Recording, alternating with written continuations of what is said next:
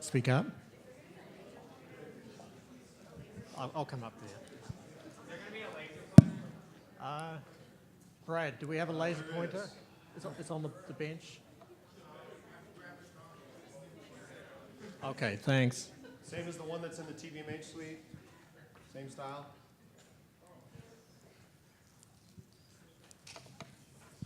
All right, welcome everyone. Just some brief comments before we kick off and some thank yous. First of all, I'd like to thank our sponsors for this event. The Carilion Clinic, Luna Technologies, the Apex Center for Innovation, the VTCRI, and Woods Rogers have all been very generous in providing monies for prizes for this competition. So let's give them a round of applause for that.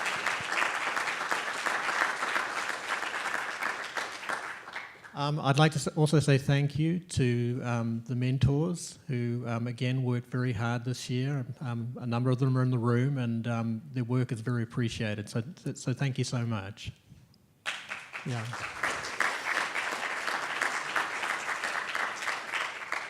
I'd also like to thank the judges for participating and their time and effort today. Your work is really appreciated, and it's probably not a bribe to give you a clap as well. All right. Last person I'd like to thank is my wonderful administrator, Linda Collins, who's worked very hard to make this all work together. So, Linda, thanks. Okay, so without too much further ado, I'm going to hand it over to Sean from the Apex Center, and he's going to make a few comments. All right, they will be brief. Good afternoon, I'm Sean Collins. I work at the Apex Center for Entrepreneurs at Virginia Tech. Super pleased to be here this afternoon. You know, I read an article right before I got here, and it suggested that 2/3 of today's students and people in the early workforce are actually going to have careers and jobs that don't exist yet. So think about that for a minute. 2/3 of you all will actually do something as a professional that doesn't exist yet, or work on a technology that has not yet been invented. So what do you do with that, right? And I think the answer to that riddle and to where the world is headed is innovative education programs like this one, right? Programs that bring together students from all different disciplines, programs that teach how to manage risk and navigate ambiguity and how to create value from innovation. And so to the teams that are here, I'd like to say congratulations, not only for what you've accomplished, but for opting into a program like this, because I truly believe this is the future of education. And I'd like to thank Dr. Freelander, Dr. Gordy, and everyone involved in the program here for making this possible and having us out this afternoon. So good luck, and I look forward to seeing your presentations.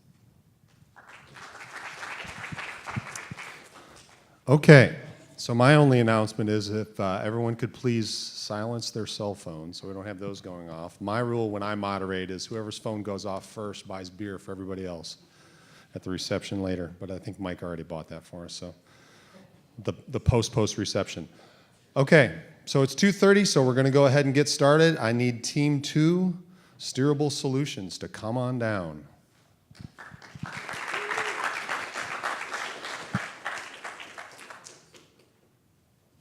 Okay, you do whatever you want with your mics. Remember the mics have a switch on them, on, off. And we've got a very simple laser pointer. I lied, it's not the same as the other one, but this one's better.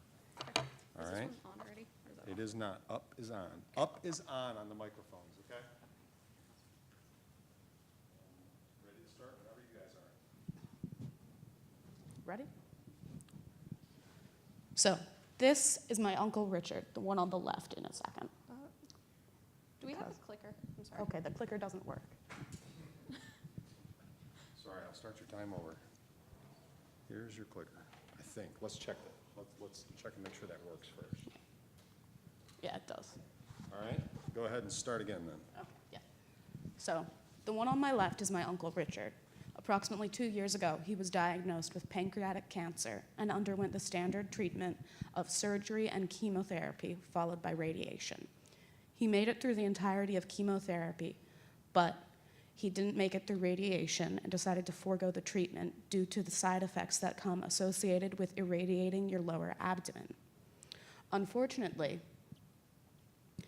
these side effects are rather common, and the treatments can cause physical damage to the surrounding organs and tissues, and drugs delivered to around the site of the tumor are highly toxic and cause physical damage as well. Unfortunately, Laura's uncle is not unique. In 2018, nearly 500,000 people were diagnosed with pancreatic cancer. 5 years from now, only 8 out of every 100 of those patients will still be with us. At Steerable Solutions, we want to prevent pancreatic cancer diagnoses from becoming a death sentence.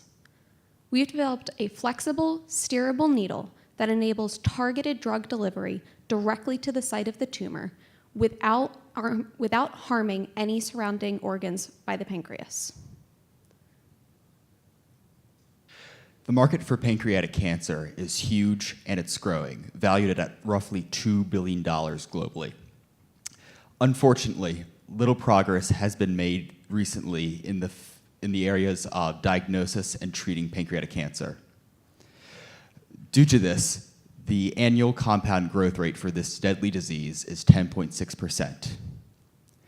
With the rapid growth rate of pancreatic cancer, it is expected that the global market will expand to $4 billion by 2025. Given the high toxicity and the off-target effects of current drugs, it is obvious that there needs to be a better drug delivery method for the growing market. The primary consumer of our product is physicians, and a recent study showed that 95% of physicians think that there is a problem with the currently available needles. Further, 93% think that steerable needles would be an added benefit to their practice. Together, this indicates that not only is our market growing, there's a serious demand for our technology. Steerable needles are not a new technology. However, the current products available in the market have not been widely accepted due to their significant tissue damage. Unlike its competitors, Steerable Solutions technology is able to target the site extremely effectively while minimizing tissue damage to the surrounding organs. The patent for our technology is currently under review. However, we expect the patent to be accepted in the near future. Significant animal research has been done with this technology. However, more clinical data is needed to provide a compelling argument for our product against the competitors. After receiving FDA approval via the FDA 510(k) pathway, we plan to partner with select hospitals on the East Coast and gather this clinical data to expand our reach into the market. We also plan to make partnerships with certain nonprofit pancreatic cancer awareness groups to spread the knowledge of our technology globally. After this, we will use our contacts to expand into further markets, and we'll change a few key parameters on our product to expand to different types of cancers and diseases. Steerable Solutions has a relatively low start cost at just under $400,000. During the first 2 years of our company, we will not make any profit due to the fact that our product will still be undergoing clinical testing and FDA approval. However, at the 4-year mark, and after only 2 years of production, we expect to break even. This rapid turnaround is due to the fact that we have a 33% gross profit margin. We confirm these numbers with the patent holders at Vanderbilt. At the 10-year mark, we expect to be making $1.5 million worth of profit annually, and that's just within the pancreatic cancer market. The Steerable Solutions team is comprised of undergraduate and graduate students in science and engineering. We are also fortunate enough to have the mentorship of Kevin Bloomfield, who founded his own investment company and is experienced with the startup process. We have expertise in startup companies, product development, FDA approval and clinical trials and are passionate about advancing the field of healthcare. This sets us apart from the competition and puts us in the prime position to make Steerable Solutions a success. Because my uncle decided to forego radiation therapy, he recently found out that a small tumor in his lung has increased in size. If Steerable Solutions had existed, there's a possibility he would have continued with radiation therapy because he would have been able to forego the associated side effects because we would have been able to better target the tumor with the drugs. Thank you. All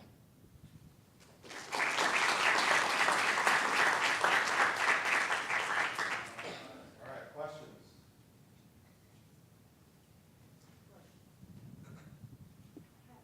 Can you tell us a little bit about your closest competitor, and how big of a market share they have? Currently, our closest competitor would probably be Apriomed's Osteoflex, which is a biopsy needle which has a similar beveled tip, is made of the same component, nitinol, and is also steerable throughout the body.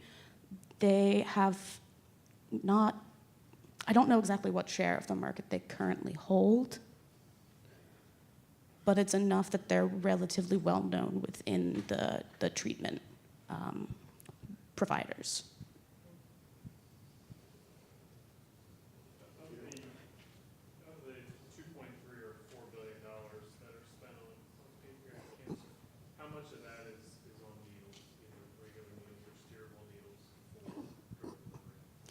So the needles themselves are not actually that expensive, but a lot of these therapies are not currently used in a targeted fashion. A lot of them are given systemically, which is what's causing all of those off-target side effects. So it's hard to give an exact number for that because currently they're just using relatively inexpensive ones, but then they need more drugs to essentially treat the tumor because it's given systemically rather than directly to the site of the tumor. So the needle cost is not that great, but by using a better needle, you would reduce other costs. So what do you think your actual addressable market is of the 2.3 or $4 billion? How big is the market that you're actually going to go after? I would say it's probably close to about 5%. It's not that substantial, but again, like we had mentioned previously, the technology is kind of a platform technology and can be expanded into other fields. So this is just our preliminary focus for the technology. It could also be used for breast cancer, prostate cancer, lung cancer, and a variety of other things that require biopsy. So having this wonderful needle for delivery is great, but of course it depends on being able to deliver the right thing to the site. So where does the field stand at the moment in terms of successful application of compounds to arrest and eliminate the cancer, and how much will your market be dependent on the advancement of the parallel drug market? So currently there are upwards of a dozen studies at various hospitals where they're using needles to inject things directly towards the site of non-surgically resectable pancreatic cancers, which is just one portion of the market we would be targeting. There are also two drugs in particular that have much better effects if they're injected directly into the pancreas, but right now they don't have a good way of doing that. So I believe currently they're doing more of a surgical means, which is obviously more invasive than just using a needle externally. So I guess it does depend a bit on the advances there, but there are drugs currently available on the market that could be used with this technology. What went into your 400,000 assumption on startup cost? Do you want to go to the financial slide? Okay. Yeah. So the $400,000 came from primarily the equipment that we would require. So the equipment to make these needles is actually not that complicated. The cool part of this technology is the tip that is used for essentially allowing the steering of the needle. So that $400,000 comprises the bulk of the equipment costs and also covers a little bit of the testing. However, the company that, or the research group that has found this technology has already done a lot of really good data on it. So we don't need that much more in addition to what's already available. It's mostly just the equipment and the materials. You said you had to do more clinical trials. How much is it going to cost to do all the animal studies that you're going to need for these new So our clinical trials wouldn't be done in animals. We would be partnering with hospitals, providing them needles to do NIH clinical trials. During that, we wouldn't be making money. We would have to be, I think it's on the next slide you had. Some of that, yeah. So the animal models have already been taken care of by the inventors at Vanderbilt, and we've actually been in contact with the main inventor for it, and I've gotten to look at some of his raw data. So the animal studies, we don't really need to do a whole lot more. They've already showed in ex vivo tissue sections and in synthetic material that mimics human tissue that this device should work extremely well. Really, all we're missing is actual trials in humans. And because it's substantially equivalent to other needles, we can go through that 510K pathway. We don't need a full clinical trial. It's more of a clinical study. And for that, we would just partner with a few hospitals, provide the needles at our expense, and have them use them for their treatments that they'd be conducting anyway. 30 seconds for one more. So, have you started discussions with the cancer awareness groups like PanCan on what you're doing? We haven't done that yet, but we've taken a look at a bunch of their websites, and they have a place where they specifically highlight clinical trials. So it looks like even though it's not a clinical trial, it would be a novel technology that could potentially benefit a lot of people. And they seem to be very encouraging of bringing new technology kind of to market through their advertising. Okay, let's thank Steerable Solutions. Can I have team one come down, please? Team one, Murkuro Tech.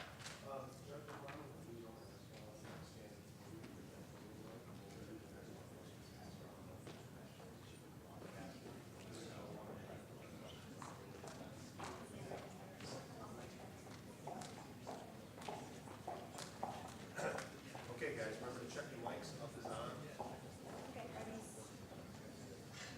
Up is on. Okay, and I do need to steal one mic for the judges. Okay, so someone's going to have to stand at the podium. Is that going to work for you guys? They can answer from the podium if necessary. Okay. Yeah, just make sure, because we are taping, that when you're answering, that you have a mic where you're in front of the podium. Okay? So whenever you're ready to start. Okay. Yeah, you guys can both answer from here. Who wants to stand on this side? I'm about to go to the other side. All right.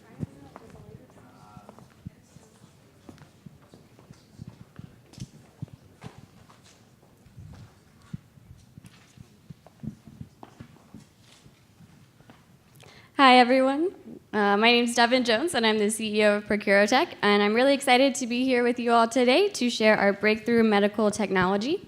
Before we get into discussing the details of that medical technology, though, I want to provide you with a little bit of background on why our technology is so important. So I'm sure we all know someone who has diabetes. As diabetes affects almost 10% of the US population, this is an enormous problem, and it continues to grow every year. It's also the largest percentage of healthcare spending in the US and worldwide. But something about diabetes that doesn't get a lot of talk is the side effect of diabetic ulcers. So diabetic ulcers are small open wounds that are slow healing. They usually start as wounds smaller than the size of a penny and occur on the lower limbs of many diabetic patients. But these wounds can progress. They can become infected and inflamed and can result to tissue degradation, muscle and bone deterioration, and often result in the need for an amputation. So in fact, every 30 seconds, someone in the United States alone loses part of their lower limb due to diabetic ulcers. So diabetic ulcers are an enormous problem, not just in the US, but worldwide. They're the #1 cause of hospitalizations in diabetic patients, and they occur in nearly a quarter of diabetic patients. They cost about $17,000 per ulcer treatment, and then $40,000 per amputation. And as I said, these rates are on the rise, and it is expected that by 2030, there will be 135 million ulcers worldwide. So overall, this creates a market of about $15 billion spent only on diabetic ulcer treatment, not the management of other symptoms of diabetes. So a typical treatment method that would be prescribed right now is up to multiple times daily, a cycle of debridement, cleansing, and wrapping. There are other companies out there who have invented topical gels, which are designed to create a more favorable healing environment to try and decrease that time to healing the wound. But again, this would be applied once in a day, and it would be part of that multiple time a day cycle.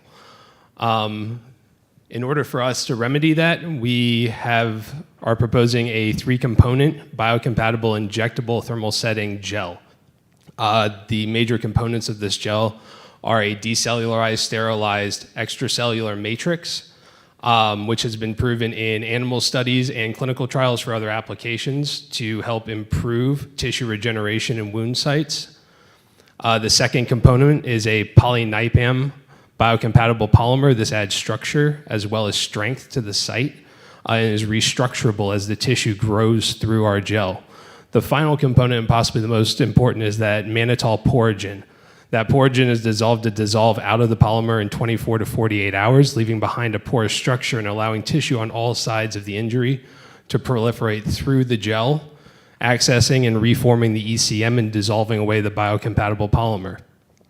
Our major advantage is that this is a once-time treatment. So you would debride to remove necrotic tissue, you would cleanse the site, you would inject this, and the polymer could potentially stay in site for between 7 days to 21 days was the longest that they've tested in animal models.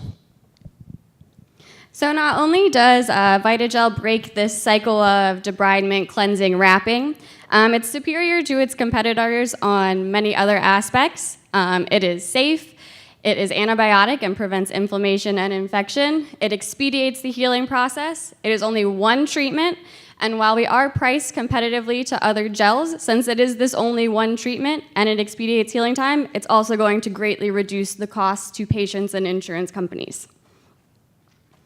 So we propose that we would, from this point of development, we would be able to hit market in 7 years. This would be 1 to 3 years of preclinical research and development, followed by years 4 to 6 being spent on clinical trials and FDA approval, and hitting market on year 7.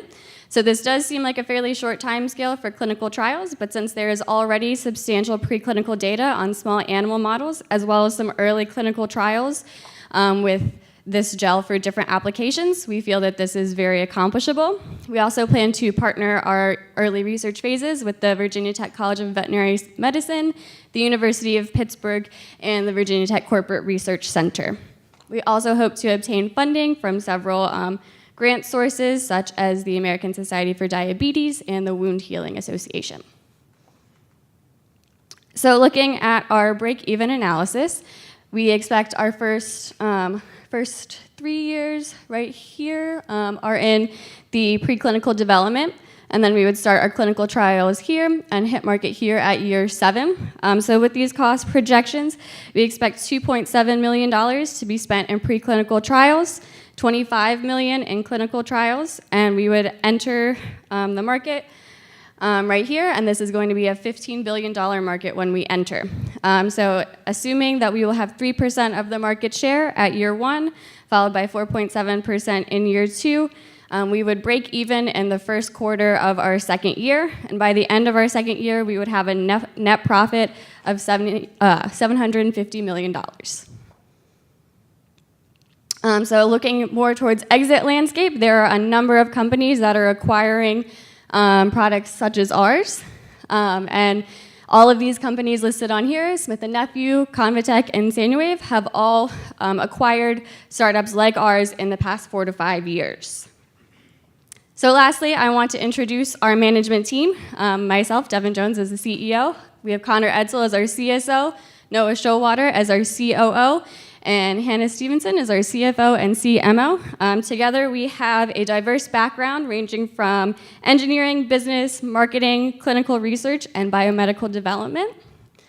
Additionally, we have 2 expert advisors who are the co-founders of the DESA startup company. So we feel together that we have all of the skills to make this product profitable and make a real impact on the lives of patients affected by diabetic ulcers.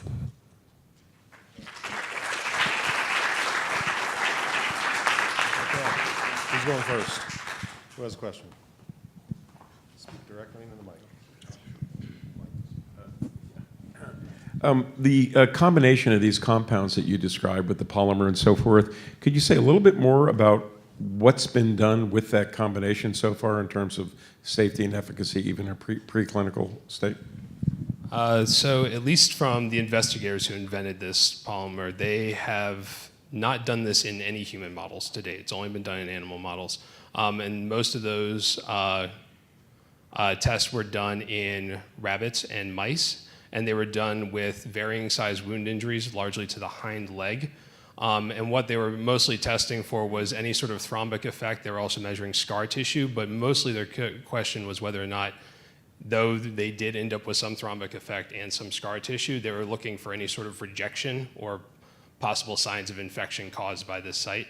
What they found in their small animal studies was that tissue actually had less scar tissue than other types of injectable polymers. Tissue seemed to grow into the material, and the thrombic effect subsided after a period of 2 to 3 days. And so just to be clear, this was the combination, the tripartite mix. It wasn't individual compounds that have been previously tested that's been done. No, the developers from University of Pittsburgh have actually created this combination and tested it in animal models. It wasn't component analysis. And the intellectual property is on the combination or the individual components? No, it is on the combination. Thank you. I wanted to ask you about your pro forma. In year 2, you said you'd have $750 million in profit. Is that based on your market share just times your $15 billion market? Yes, but it's also assuming a growth in the market throughout time. So we adjusted that for like the 7 years of development. Based on the $15 billion market, what percentage of that market do you think is actually the gel?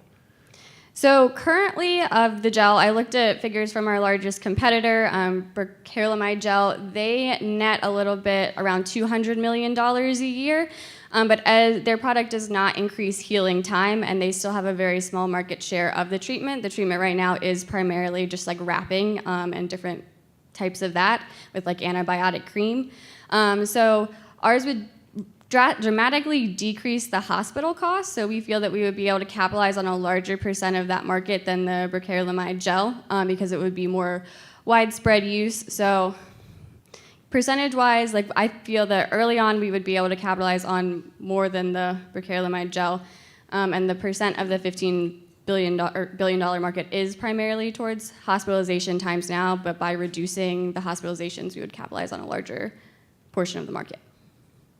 If that makes sense. Just, oh, sorry. Do you have a number for the benefit of the expense reduction in hospital stays? That as you're going out and raising money from investors, you can have that discussion? So we don't have a number for that right now, primarily because since this hasn't been tested in diabetic patients and wound healing time varies dramatically from patient to patient, we haven't been able to estimate that number at the moment, but after early clinical trials, I feel that we would be able to. Is it mannitol porogen? Was that one of the 3? Yeah, the mannitol porogen is that third component. Is that used in any other similar application? And tag on to that is there a size of an ulcer that would be too large for this particular application that's part of that market? So they haven't, again, everything's only in small animals right now, so you're only going to get such a large size ulcer. The projection from the inventors at UPitt is that size shouldn't be an issue as long as you can inject the gel and keep it in position. It takes about 2 minutes to cure completely, but it will begin curing after about 30 seconds. So at least without testing in something of a significant or critical size, it's tough to project what the largest size you can treat is, but it should be more than sufficient for treating something of a typical diabetic ulcer, which is about the size of a dime to a quarter. Mannitol is not currently used in the marketplace by anything else, or by another company in a similar application. It is known to dissolve away out of biocompatible polymers and leave this porous structure, so that factor is known. But no one is currently competitively using that in the marketplace that I'm aware of. Okay, that's it. Let's thank Murkuro Tech. Set the mics down. And let's have Team 8, Hs&T up here, please. Yeah, I stole one of the mics, so if we got 3 speakers or more, you'll need to rotate into the podium. Okay. And remember, if you're holding the mic, up is on. Okay.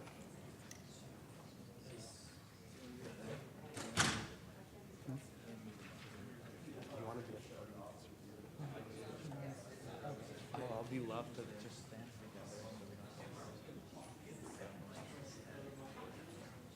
You get the first one. All right, ready whenever you guys are. All right. Hi, everybody. My name's Hassan. I'm a part of the Hs&T team, and we're here today to talk to you about our microfluinostic for malaria. The World Health Organization stated at the beginning of this year, with 400,000 deaths projected from a preventable and treatable disease, we must act quickly and decisively, especially with the fact that 400,000 of these proclaimed deaths would be paired with a global market that is off track.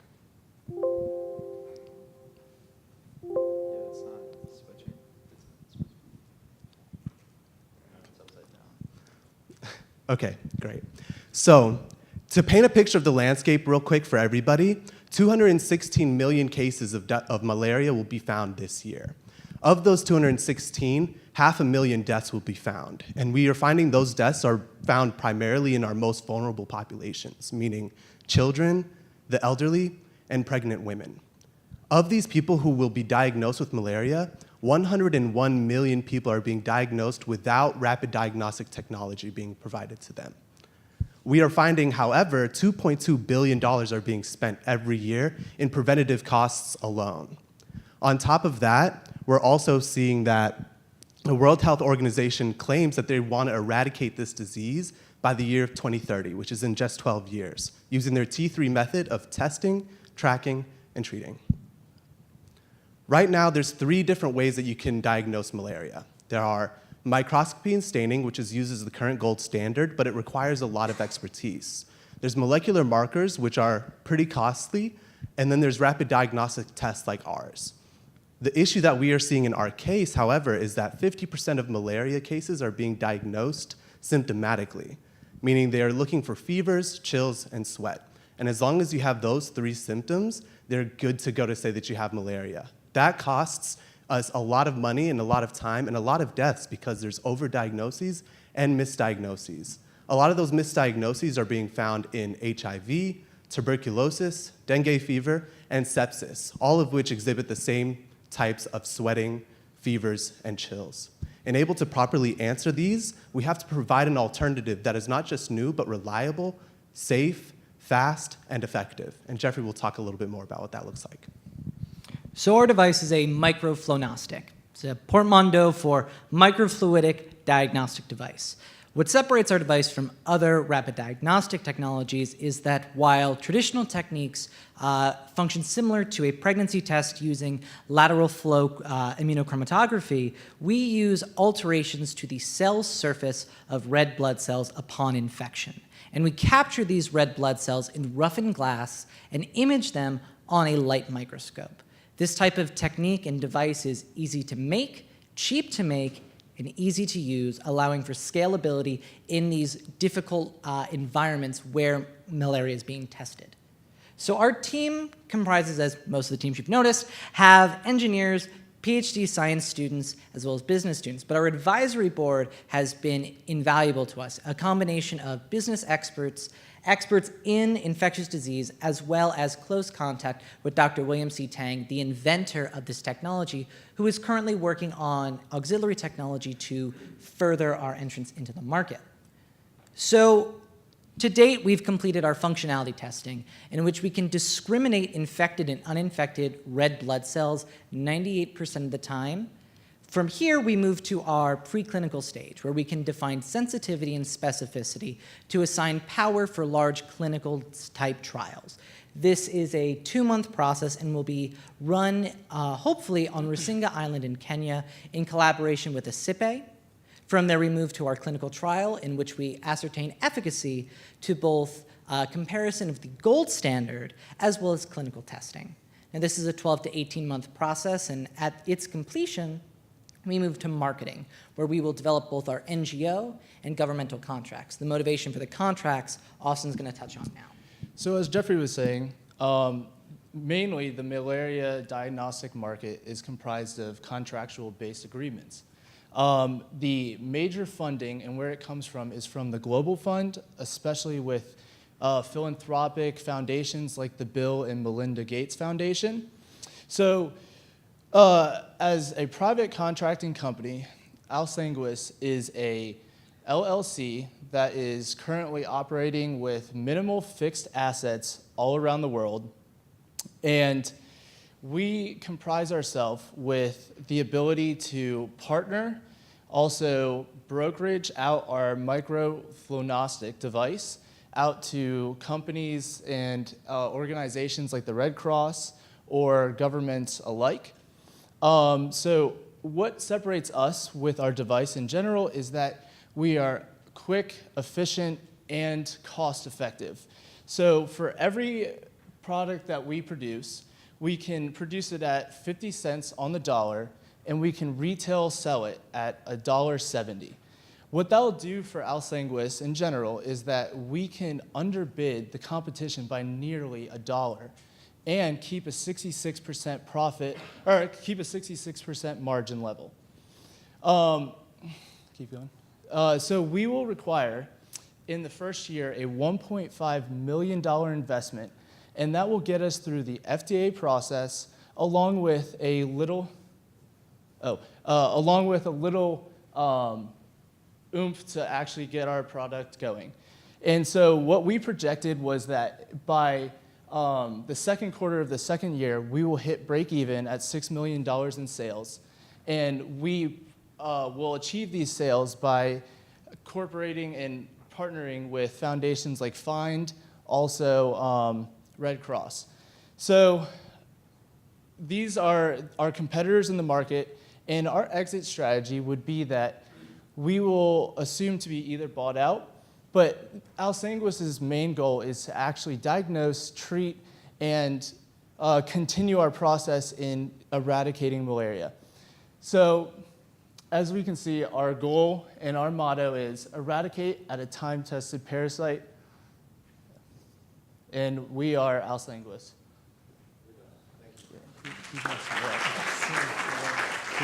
I didn't. Okay, good, let's go.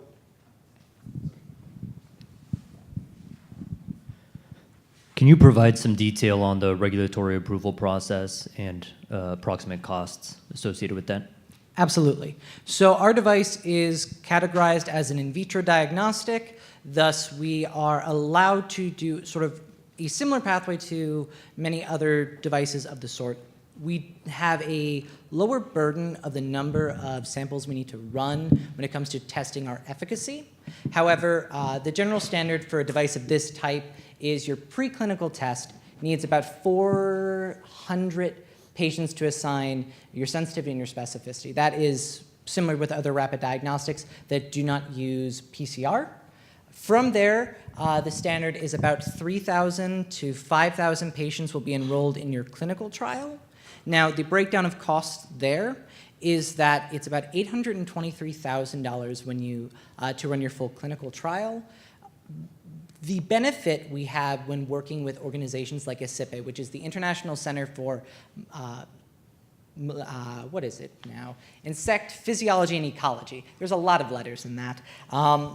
They are an NIH-funded organization, and they allow for scientists to go into clinic and obtain blood samples without impeding actual medical practice, so we can get in quicker and get our blood samples to run our tests without putting patients at risk as well.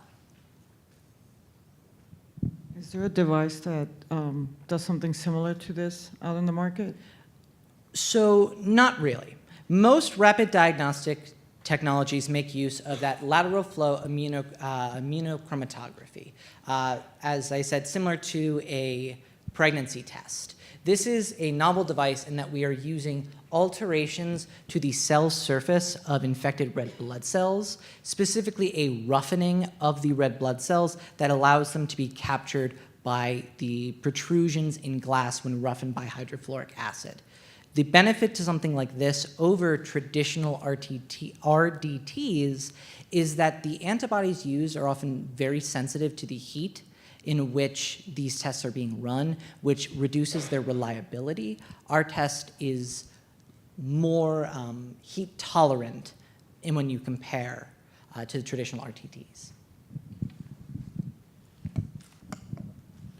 So who exactly are the customers? A lot of these places where this is endemic, of course, have a lot of challenges financially to deal with this. Will it be the health systems, the government, et cetera? And what about the costs of training and technology support to make sure these tests are administered and analyzed efficiently at site? So I can take this one if you'd like as well. Does it matter? I would say, so the majority of how the whole process of getting to market in general is the Global Fund puts a significant amount of money, $1.2 billion roughly every single year into the market. And so the market share for RDT testing alone is about 23%. And what we're noticing with analytical data and stuff like that is that these tests are inefficient, and we're getting 200 million tests out a year, but there's an estimated 700 to 800 million tests that are bought each year, and we can't track these patients and stuff like that. So what was the second half of your question? Technical training for the implementation in the field. So the technical training itself, when using the device, it requires the application of blood to a pipette that will flow naturally using diffusion principles. The estimate time to actually train someone, given what Dr. Tang has said in training professionals in his laboratory, is about probably 3 chips running about 3 hours of training. So it's a relatively hands-off device in which you apply the blood, allow natural flow to fill the device, and then apply a counterflow. That process, though, is basic pipetting technologies, which is an assumption we do make when working with healthcare providers, is that they are comfortable using things like pipettes and hypodermic needles. One more quick question. 20 seconds. Can you talk about the intellectual property related to your product and how you plan to either leverage that or... Absolutely. So the intellectual property is the patent for the chip itself. It is in its 6th year of life post its priority date, and the licensing for it will be from the University of California, Irvine, in which we have discussed with them. The general agreement is to pay for both royalties to the company as well as take over the cost of patent litigation, which we have accounted for in our business model, putting away 0.05% of profits each year to cover potential litigation costs. Okay, let's thank Hs&T again.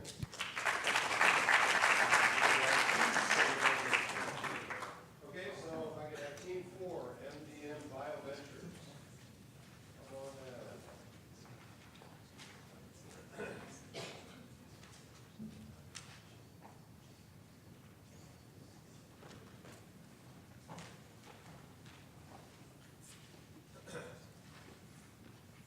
Okay, and the mic's up is on. Make sure you're on. And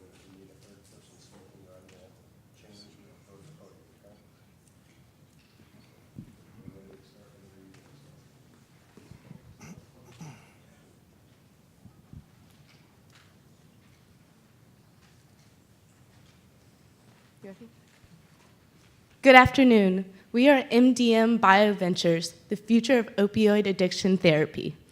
In the US, there are about 42,000 people who die from an opioid-related overdose.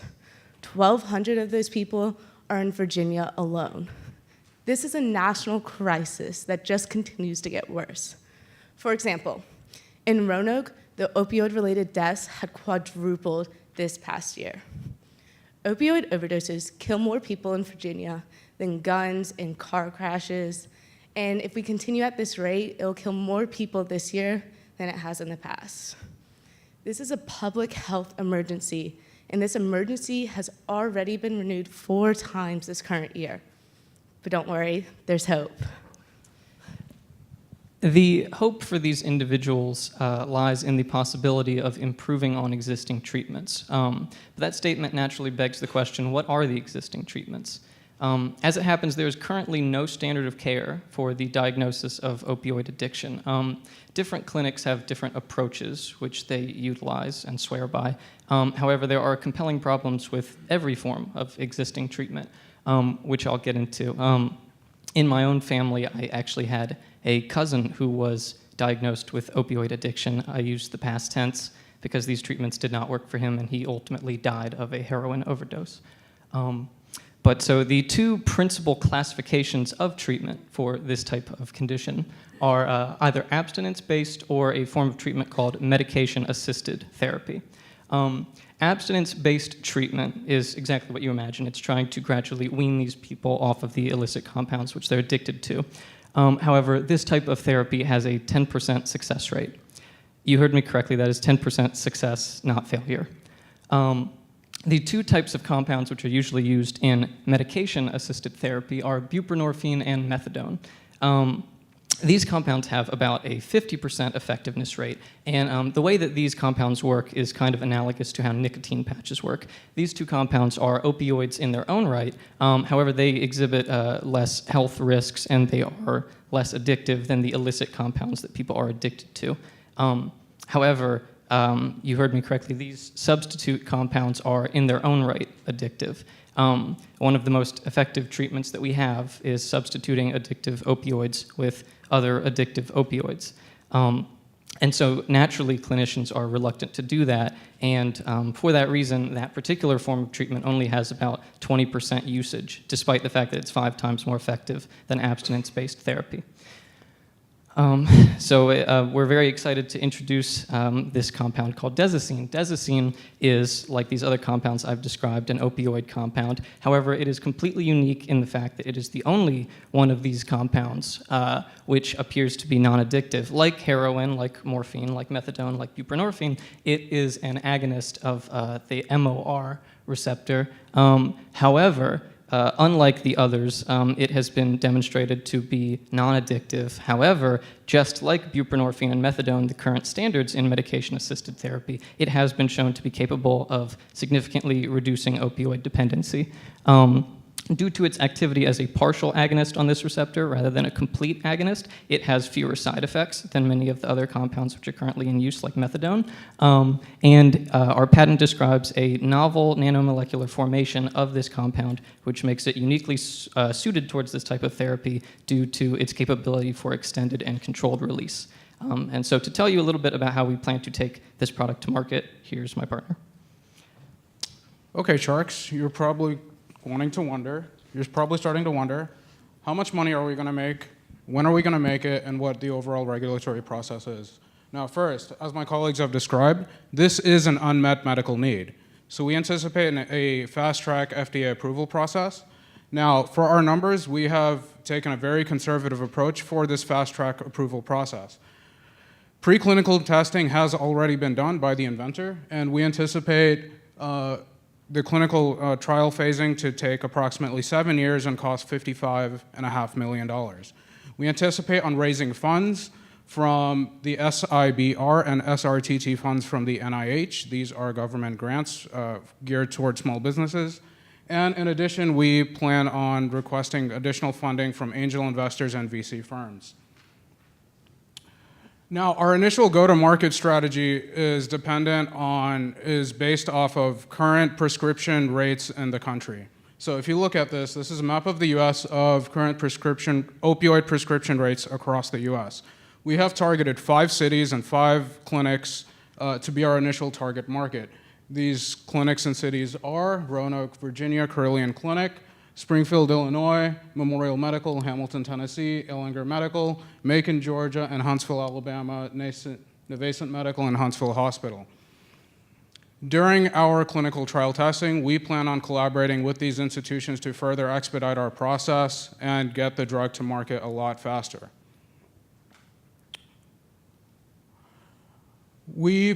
Now, the global opioid market is valued at $22.96 billion as of the year 2016 and is anticipated to grow at the rate of 4.8% per year. For our compound and our product, we plan on capturing 2% of our target market, which are individuals getting MAT treatment, as explained by my colleague Dylan. We anticipate on having a 1% growth over a year for our product, and we anticipate on getting 10% market of this target market by the year 2034. Additionally, we anticipate on increasing the value of our company by 10x by the year 2029 and an additional 10x by 2033. Now, we are grad students, but we were successful in forming a team. We have talked with collaborators at UPenn, and that's one of the original inventors, and we have formed strategic collaborations at the Carilion Clinic. This is our team. We have expertise in a lot of science, clinical research, and we are excited to take you to the future of opioid addiction treatments. And thank you for your time and questions.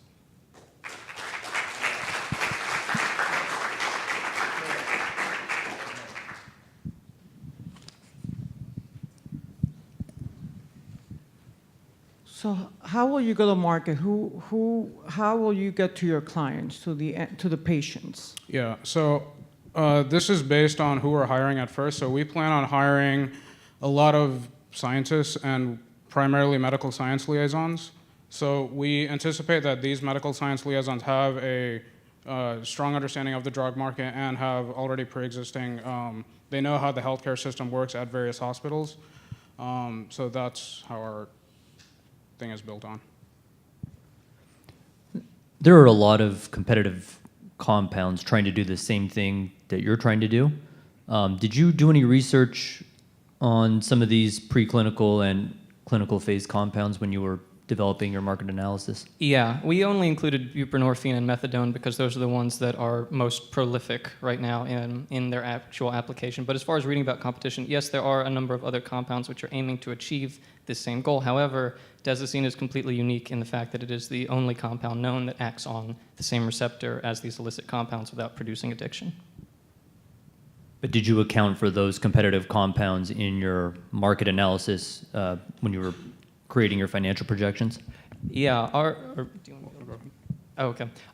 market projections were based off of the prescriptions for the current compounds, methadone and buprenorphine, and the other compounds which are currently being prescribed as opposed to ones that are in development naturally. But I think that as far as our projections of the market shares that we're going to get, we're actually pretty conservative. We only projected getting 1% market share annually. In addition, it's only 1% of our target market. It's not the entire market. So our target market is really people receiving MAT treatment right now. MAT treatment, very few people receive, and you have to be near a very well-established medical center to receive that treatment.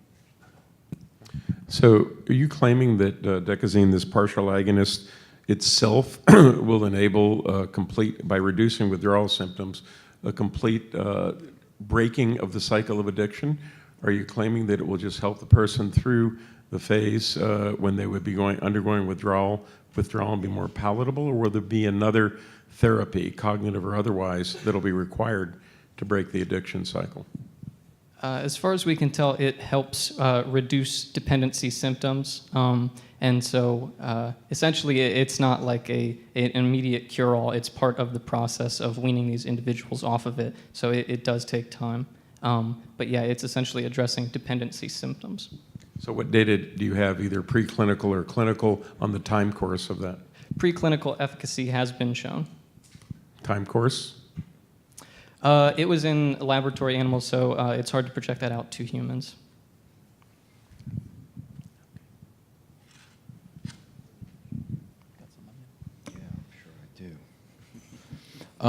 Can you speak a little bit in terms of two things? First of all, if you said this, I'm sorry, how you picked the areas in the country, health systems that you've identified, and then secondly, what do you view as the greatest time risks on your timetable?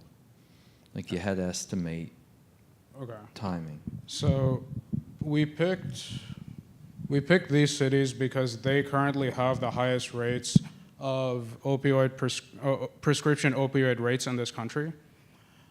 And in addition, all of these are level 1 trauma centers. So my understanding of a level 1 trauma center is that they are involved in research and they have the infrastructure to do follow-up patient care. Which is why these were picked over like larger medical institutions that may not necessarily have access to the patients that we're looking for. And your follow-up question was, or greatest risk on timeline? That's a good one. Greatest risk on timeline. Well, I suppose hypothetically, the riskiest time point in the development of any drug is during clinical testing, as far as looking at potential side effects that could arise and things of that nature.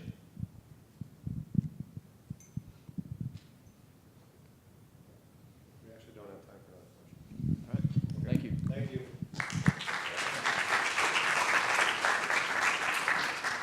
Okay, set the mics down. Good job, guys. Okay, team 6, Inspire Medical. Come on down.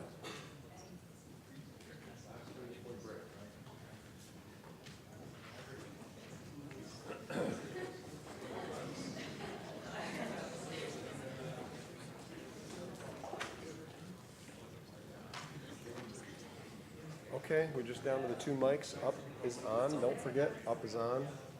And if you don't have a mic and need to speak, you can go to the podium. We're ready to start whenever you guys are ready.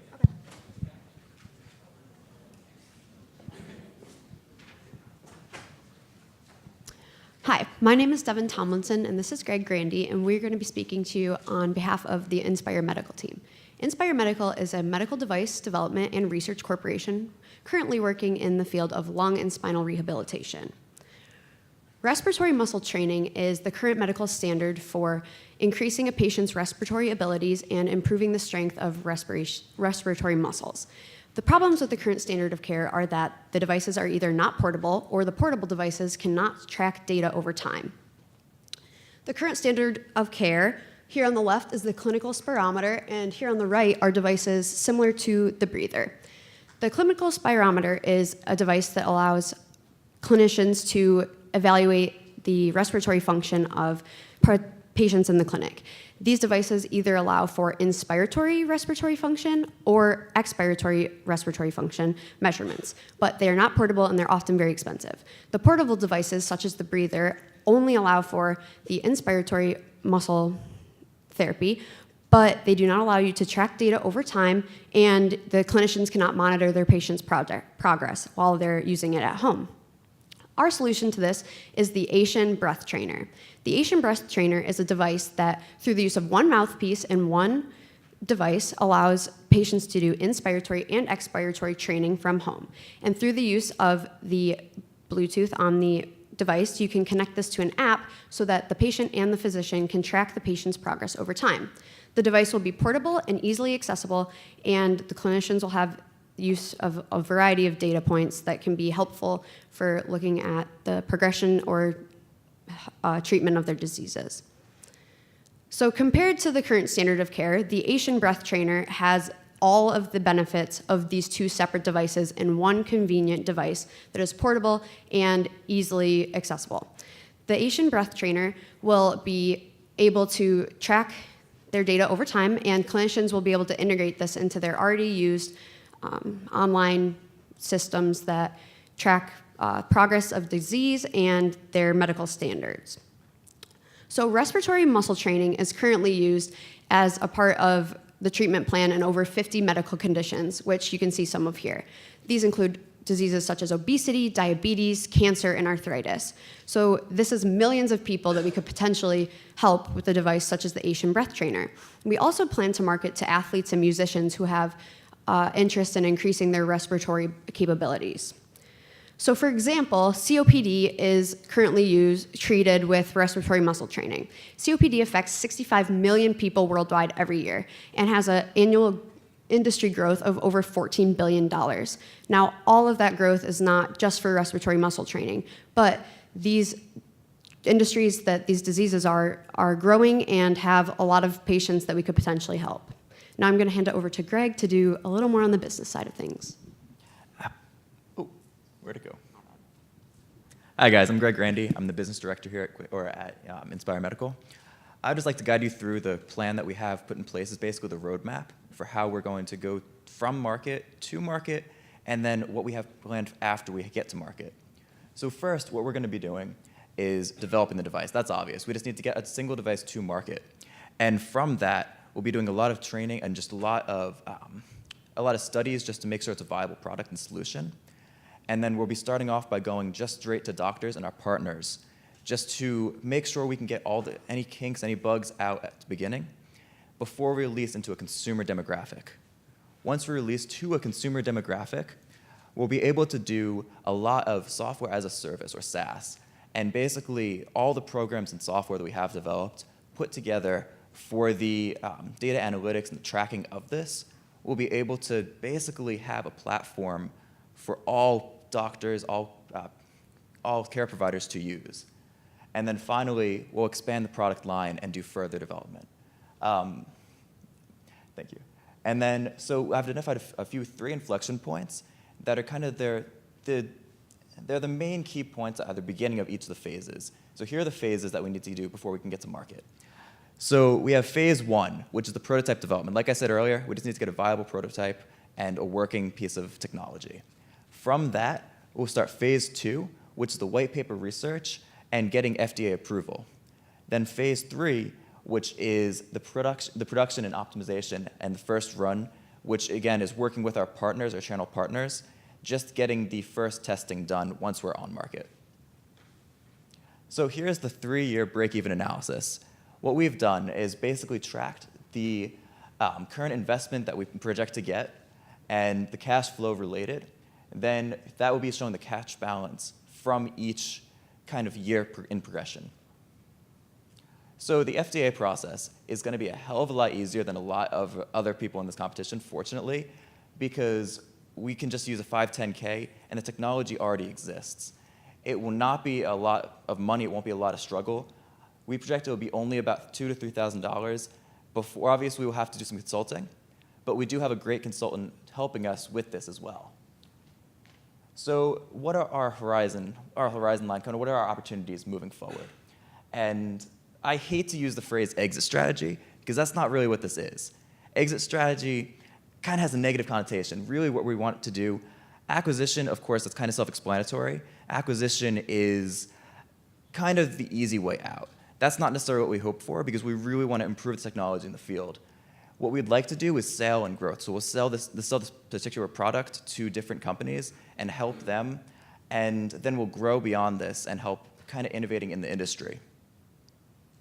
So I'd just like to introduce you to our fantastic team of advisors, each helping us kind of in their own field. They're the leaders and innovators in their own fields designated. And I'd also like to introduce you to our team, which is, you guys can come over, I guess. And we can answer any questions you have for us.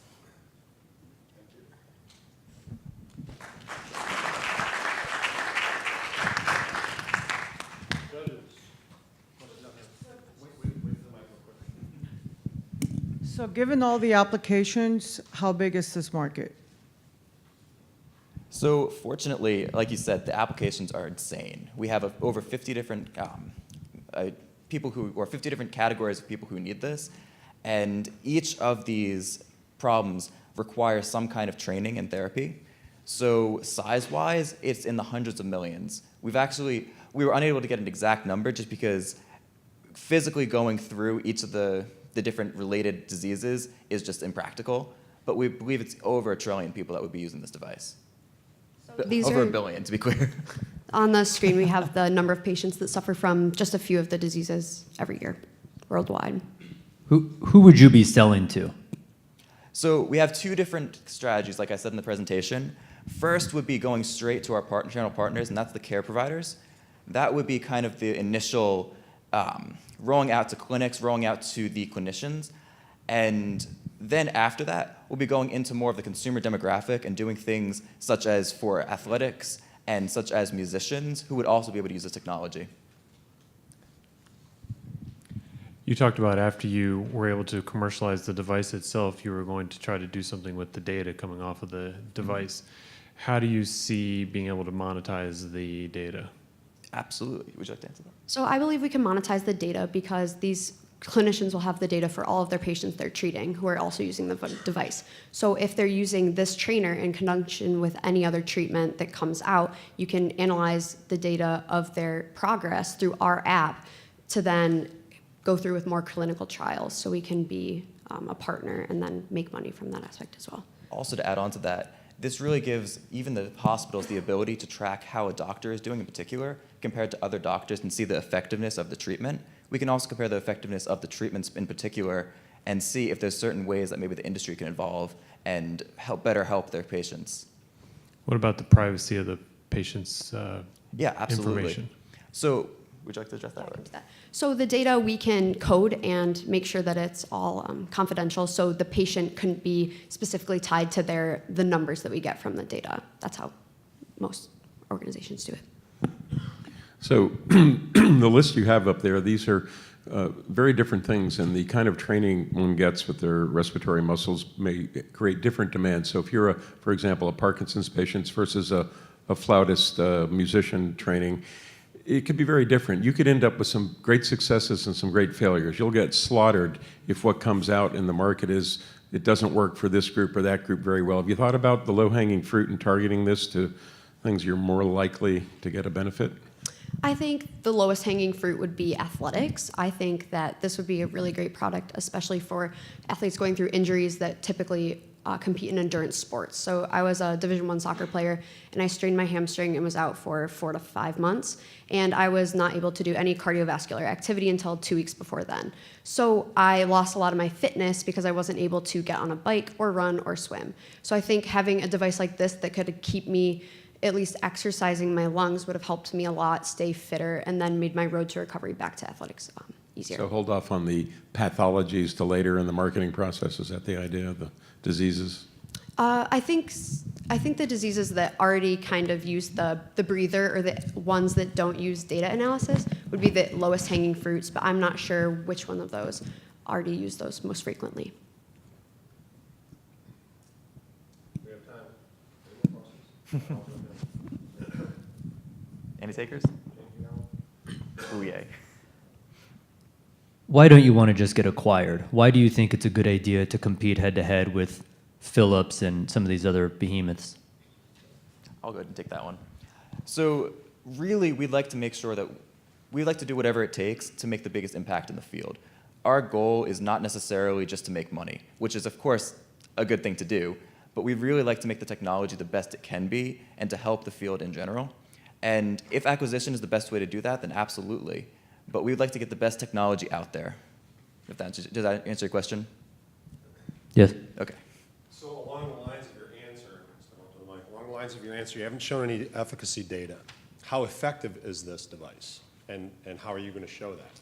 So our device is actually a derivative of IP from the University of Louisville, and they showed efficacy in a small number of healthy patients. So we plan on submitting a provisional patent application in the first quarter of 2019 for the novel modifications we made to our device. And then from there, we would do small kind of white paper research in Carilion or a similar hospital system to establish efficacy. All right, thank you. Thank you, guys.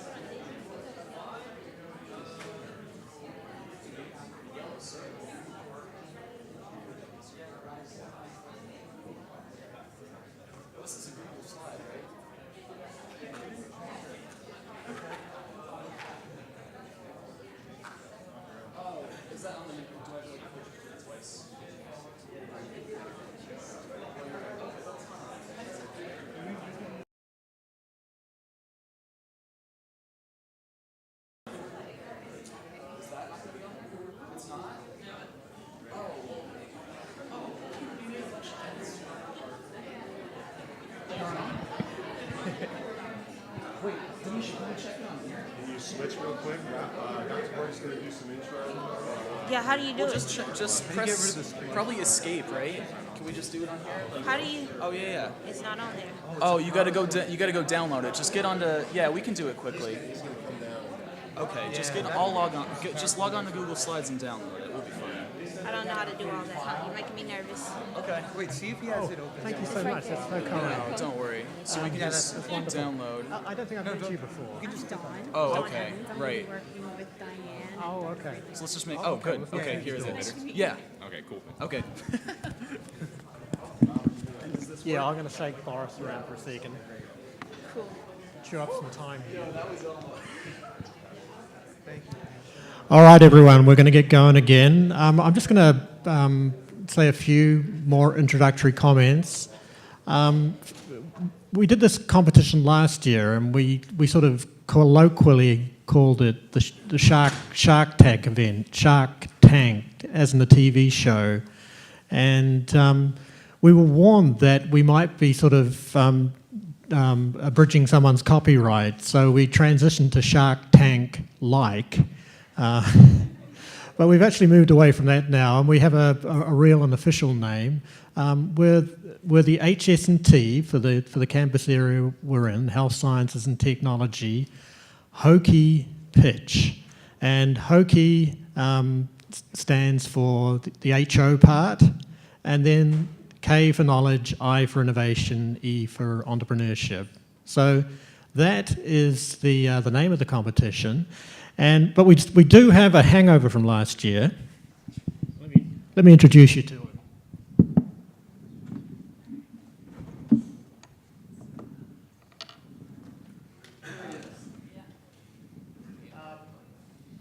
So, I'm not quite certain what species of shark it is, but you know, it's about the prize money, but this is really what it's all about. It's having his name on this particular trophy.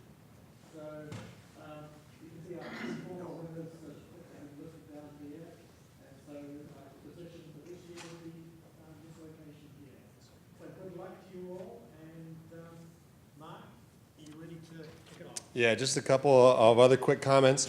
The judges have asked to see each team very briefly after we're all done, just for a couple of minutes for just a quick follow-up question or two. So when we get all done, the reception will start downstairs, and I'll come and grab you. The judges are actually going to be in a room right down the hall. And I'll grab you in team order, and we'll shuffle people in just for a couple of minutes, so that process will only be about 10 minutes or 20 minutes or so, okay? So, yeah, so we will probably finish around 5 o'clock, so that 5 to 5:30 time frame, everybody is invited to begin and enjoy the reception, but then I'm going to pull you away. So if you don't have to take off, stick around. The judges would like to talk to you, and we'd like to for all of you to be able to experience that networking opportunity as well. And I'm assuming we have a great reception with food and drink. It was great last year, so you don't want to miss that. Okay, so it is my pleasure to introduce Inoculate Medical Solutions. You guys can start whenever you're ready. Before we talk about our product, let's talk about Jill. Jill is a 61-year-old woman undergoing cataract surgery. At first, her surgery is successful, and as she is sent home, all appears to be well. When she wakes up the next day, she begins to notice a pain in her rear portion of her left eye, as if her brain is pushing against the eye itself. As she begins to slowly lose vision, she feels like the eye itself might explode. She's rushed to the emergency room, where she finds out she has endophthalmitis, an infection of the interior of the eye, resulting in painful swelling, loss of vision, and loss of the eye itself. In this case, Jane ended up losing vision in her left eye, and her doctor ended up having a malpractice suit filed against him. With 3.6 million cataract surgeries occurring in the US every year, an incidence rate of 0.5% for endophthalmitis, and a $25,000 increased cost for each incident, this results in a $450 million burden on the US healthcare system every year. This is a huge problem, but Inoculate is your solution. Yeah, so our solution is a contact lens with highly effective antimicrobial properties. Thanks to Dr. Albert F. Yee at the University of California, Irvine, we'll be using his developed nanopillar technology, shown in the bottom right corner. Dr. F. Yee's in vitro study, shown on the next slide, show that there is a decrease in the colonization of bacteria by over 50%. Our business model is to go to market where where these contact lenses will be charged at $100 for a 2-week treatment period. We plan to sell to ambulatory surgery centers where these contact lenses will be prescribed as a post-operative treatment shield against eye infection. Currently, there are 3.6 million cataract surgeries, and however, we are unsure who will acquire an eye infection. Therefore, we wanted a solution that is preventative for everyone. In return, these contact lenses will, 1, decrease the rate of infection, and 2, decrease the burden on the current healthcare system. Currently, the standard care treatment is to prescribe antibiotic eye drops. However, our competitive advantage is, 1, that these contact lenses do not wash out like eye drops. 2, these are doctor prescribed, so the doctors will actually put these contact lenses in and the patient can go about their daily routine. And 3, these contact lenses provide continuous coverage. We actually had the opportunity to consult with top eye doctor, Jeff Olson, who helped guide our decision in having these contact lenses be the best application to combat current standard of care of eye infections. So there are 3 key things that we need to do in order to get our product to market. The first is the demonstration of feasibility. So we showed you a little bit of in vitro data already, showing the effectiveness of the antimicrobial properties of nanopillars. Next, the step would be to do animal trials in rabbit models in order to show safety and efficacy in vivo. We plan to work with a top CRO, Charles River, in order to complete these animal studies. Second would be immediately to begin talking with the FDA in order to start talking about the regulatory process. Right. So there are a couple predicate devices that have recently been cleared by the FDA. So we believe that we can make a strong case for 510(k) approval, meaning that we'll be able to get to the market more quickly and begin establishing a relationship with Carilion Clinic, where we plan to do our initial clinical trials. The third step would be to approach a corporation like Johnson & Johnson for partnership with our initial data. We believe that a partnership is essential at this point in order for us to scale our distribution and manufacturing. We also used Johnson & Johnson's timeline for ocular medical devices to develop a timeline of our own for our studies. We estimate that it will take approximately 13 months to complete our animal studies, and our human studies should be done after 38 months. So these are all the factors that drive our costs. We emphasize marketing and distribution and we expect a quarter of every sale to go directly towards profits. And we built our revenue forecast based on these data. So if we take a look here, our first year is heavily spent on expenses. We emphasized building that inventory, getting the product out there. We break even in our second year at a production rate of 24,000. And by our fifth year, we will be a $35 million company with capturing a market share of 10%. So our management team brings a diverse skill set to the table with plenty of experience in engineering, biomedical science research, and entrepreneurship. We have a mentor who has 20+ experience years in biomedical startups, and we plan to work with the inventor of our intellectual property, Albert Yee, as well as the eye doctor with whom we consulted, Jeff Olson, as part of our scientific advisory board. So we are asking for $2 million as an initial investment. Most of that money would be going to our animal studies and would be going toward the regulatory process, with some of the money being allocated to be invested in our manufacturing process as well. So we believe that Inoculate can provide a solution to a problem that isn't currently being met to our standards by the current market. We are passionate about helping patients like the one that you heard about earlier, and about building a business that can be grown locally here in Roanoke. So investors, seal your fate, Inoculate.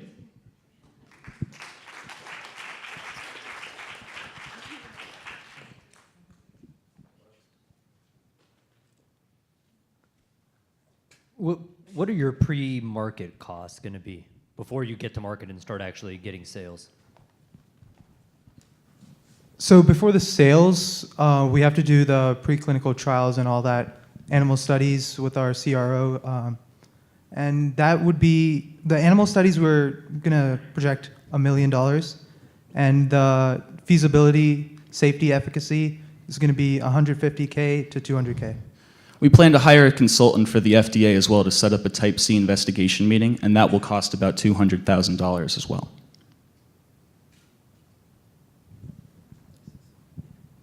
Can you help me understand the contact lens itself? Is it for far-sighted folks, nearsighted, multifocal? Who's going to be using that? So two things. The first thing is that there's an incidence rate of about 0.5% for infections after post-surgery. But it's not really clear who will get those infections. You could say maybe, older people might be at more of a risk for an infection, but really you can't tell. So we're planning on marketing this to everybody as a post-operative shield. And your second question as to what kind of contact lens is it? When you think about it, we can really avoid some of the more complicated things about sculpting a contact lens for everyone, because this is a post-operative contact lens. It doesn't necessarily have to let you see correctly. It just has to be clear so that you can see out. So everybody that has contacts has a pair of glasses, and we would just assume that you'd be wearing the glasses over top. Got it. So to follow on that a little bit, so presumably this is a gas permeable lens that'll be left on, or will it have to be taken out periodically? In terms of delivery of the antibiotic that gets into the vitreous, what are going to be the kinetics of that? So actually, we are having an advantage. Current contact lenses require that you use an antibiotic before you put the contact lens in. They use pentoethylene glycol, where these contact lenses, because of that nanopillar, is more that the bacteria won't build up on top of the contact lens. Therefore, you won't require any additional drug delivery needed for these contact lenses. Once the doctor put it in, you keep it in. It's for continuous wear for those 2 weeks. Okay, so it is gas permeable and it stays on the cornea the whole time, Yes. basically. Yes, sir. But it has no optical refractive power, you're saying. It's just zero power. Well, so we did talk about that, but we don't think it's necessary. Okay, of course, after the person has the cataract removed, And depending on what the prescription is, presumably they'd be wearing they can wear a lens over that, regular glasses, I guess, to have some decent vision in that eye, unless they had an implant put in that has the correction factor in it already. Yeah, so I don't think that we are really accounting for that right now. That could be something to look into in the future, but we're trying to keep it simple as just a shield, no bacteria can grow on the eye. Yeah. That could be a second point of second application after we do preclinical studies, and that can be a second target that we look for after.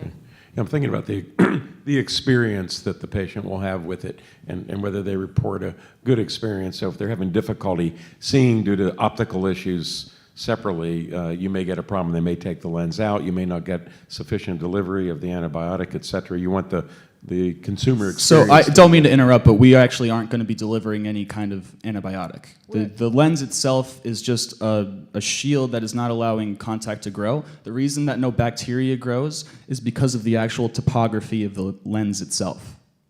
So it's not a combination product, it's a drug delivery lens. Yeah. It's simply by its morphology, the nanotexture of the lens itself. I see. Yeah. Yeah, and the patient won't be taking this in and out. The doctor will prescribe. Once after the surgery, the doctor will be putting these in continuous wear, and that's it. The patient shouldn't be interacting with their contact lens. You mentioned you thought you would be at 10% of the market after some period of time. Is that for the competitive drug delivery lenses, or is that for eye drops, or what 10% of what? How are you defining that market? Yeah, good question. So when we consider the 3.6 million cataract surgeries of last year, and we multiply that by 100, because that's our price, we get $360 million market. And if we become a $35 million company by year 5, take that math, so 10%.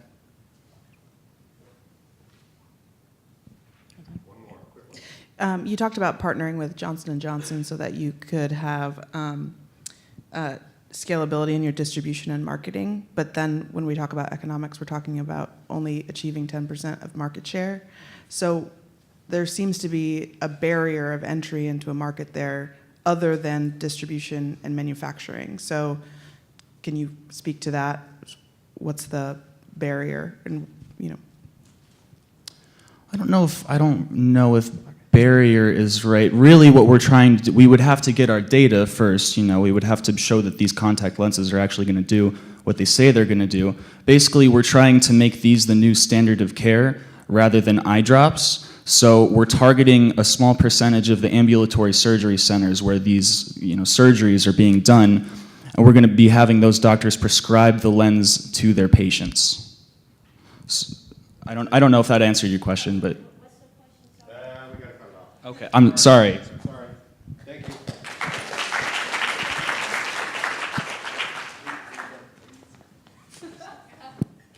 Okay, team 5, come on down.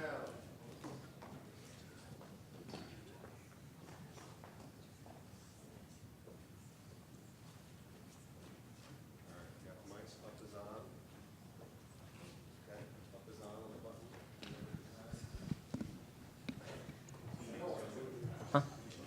Okay.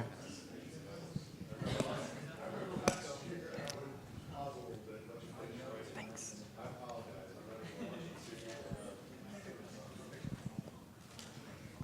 Is this working? Okay. It is. Okay, so next up is team 5, Motorin. Ready whenever you guys are. All right. Imagine this. This is David, and he suffers from sarcopenia. Sarcopenia is a geriatric disease characterized by progressive muscle atrophy and decreased muscle function over time. David relies on his nursing staff at his assisted living facility here in Roanoke, Virginia, to provide his everyday needs.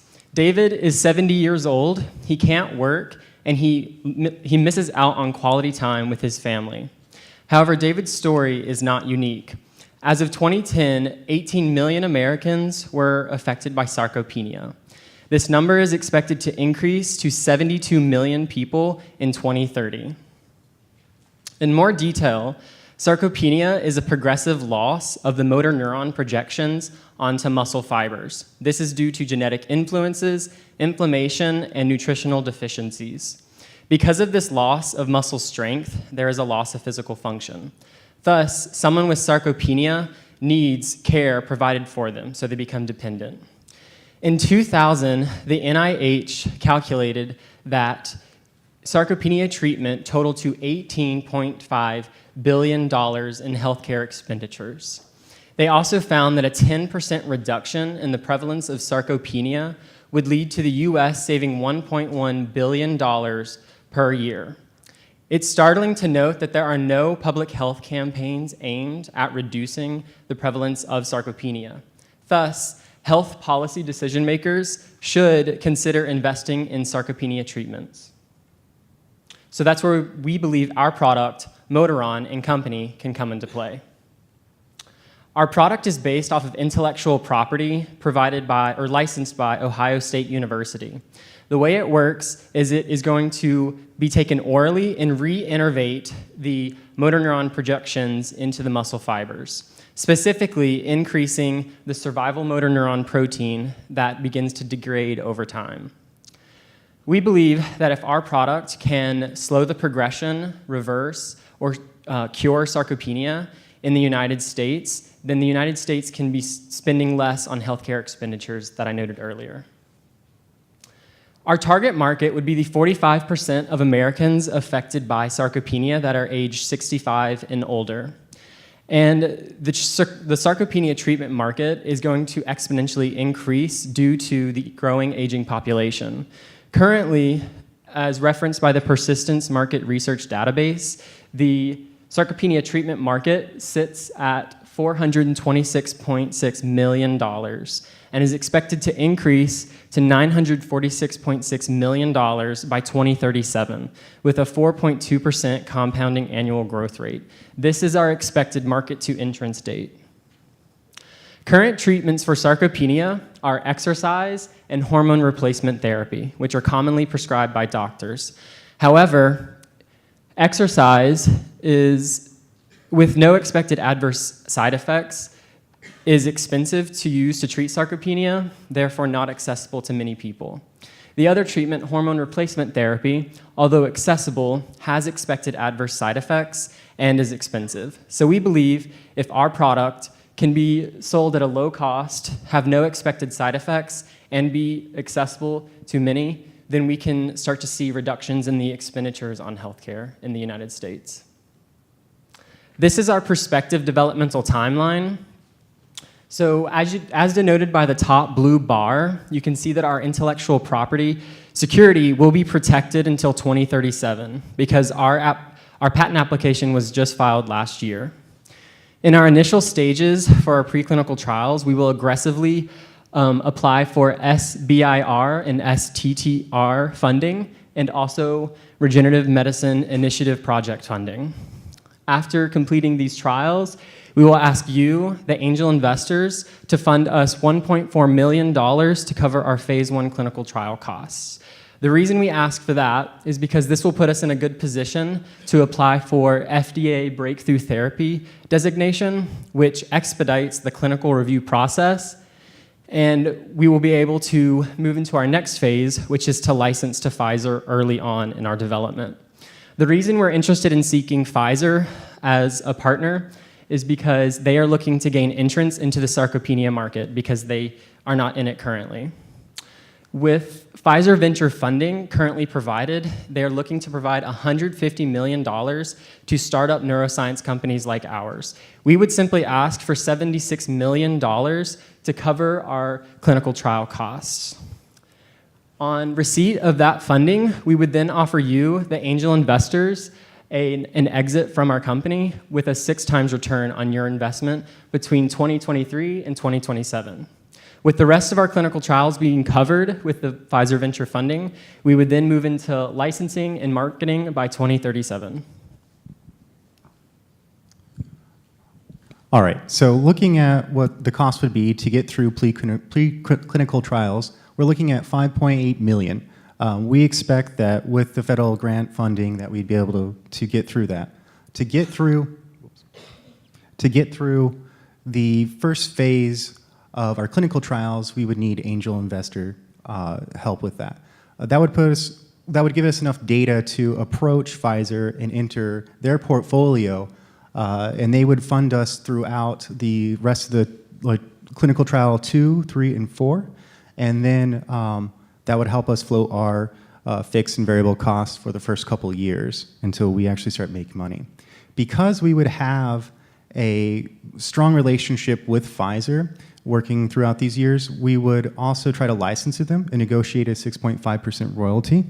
And we would waive our first 2 years of royalty to them, so that way we could earn back, or they could earn back their investment on us. And then we would start making money by 2038 at about $6 million. And then by 2040, we expect, because of Pfizer's penetration in this market, that they would reach about 20% of our target market, or the target market for this, and we would be making about at least $14 million a year annually.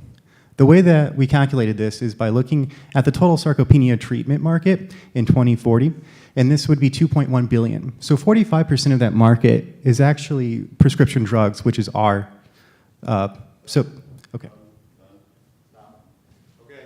questions?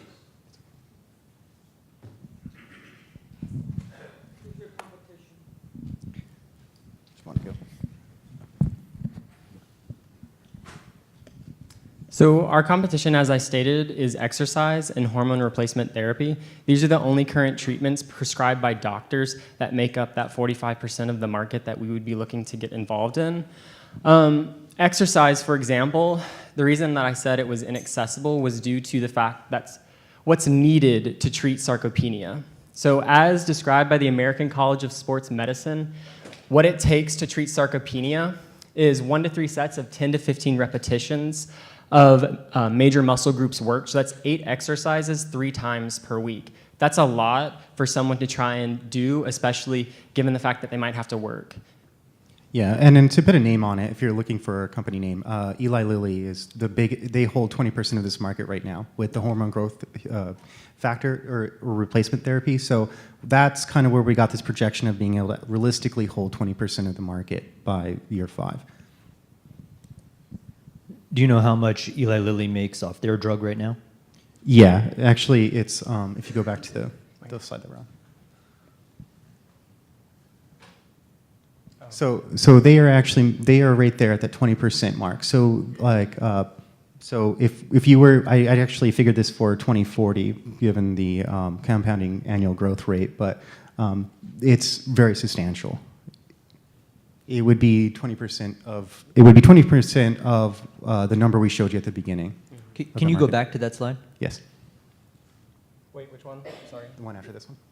The one with the circles.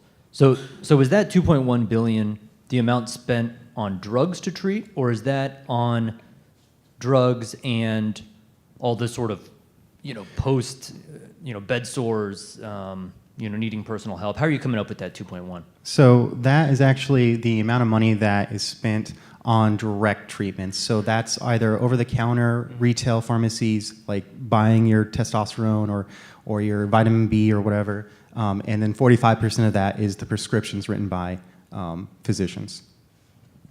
So in sarcopenia, the real determining factor is the number of neuromuscular junctions on the muscle.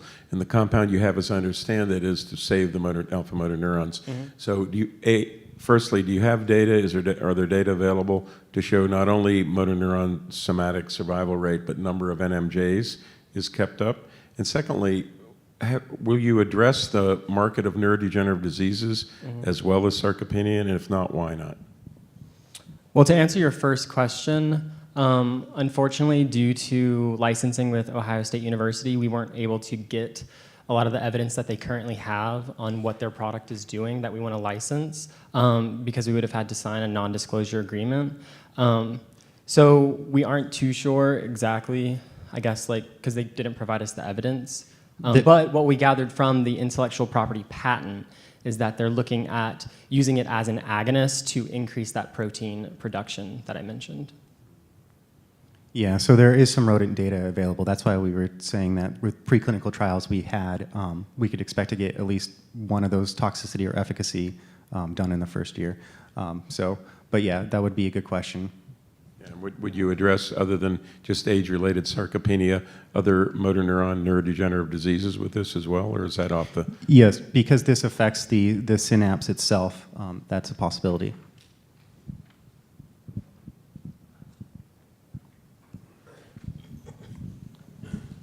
I may have missed this. Is Pfizer interested? Pfizer Ventures, they're different, right?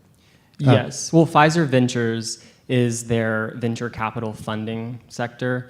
But yes, Pfizer is interested in gaining entrance into the sarcopenia treatment market. So that's why we want to reach out and provide means to do so.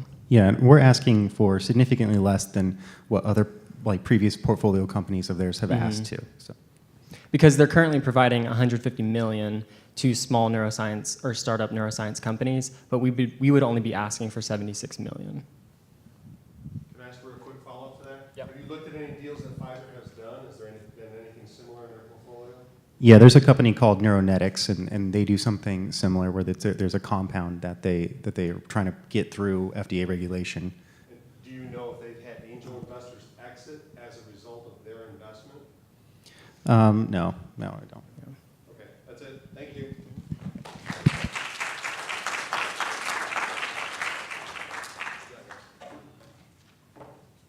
Okay, team 9. Come on down.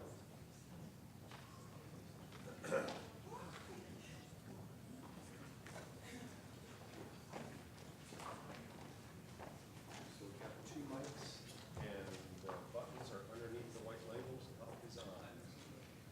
Okay.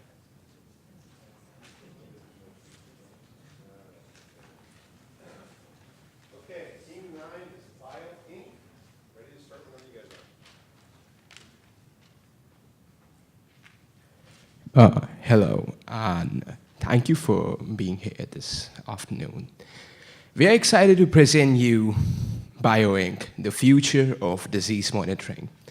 I would like to start by telling you the story of Jane.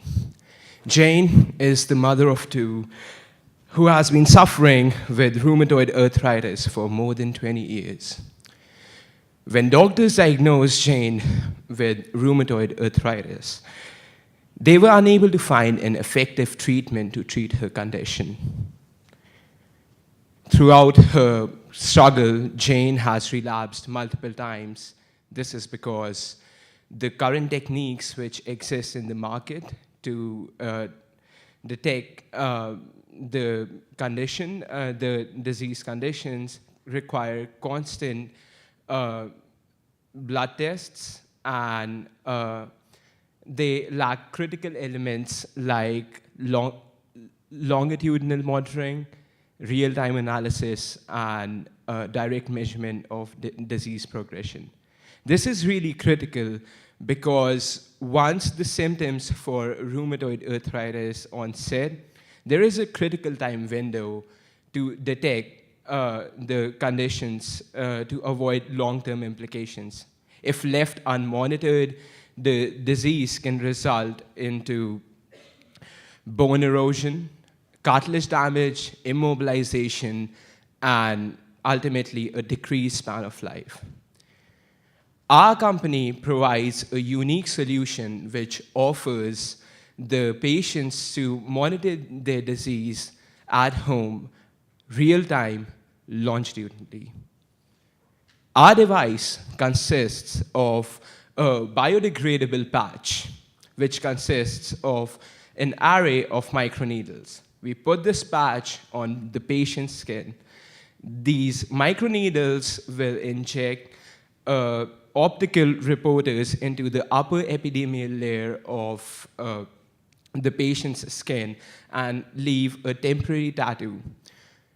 The optical reporters show proportional level of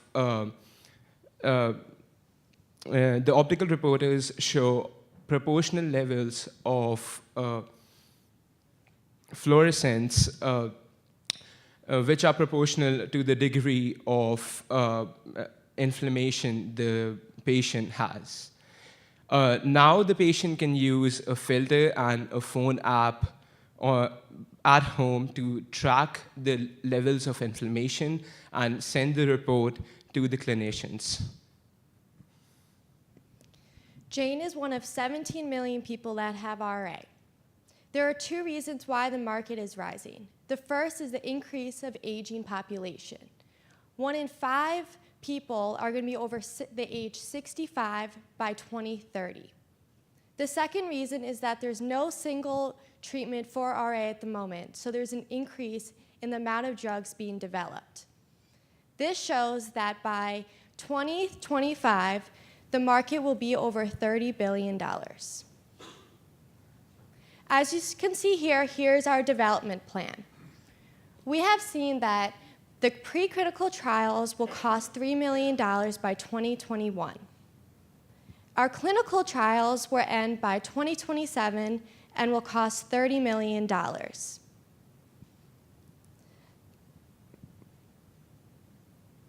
As you can see, we are looking into international production, but our current patent is licensing into 112 countries.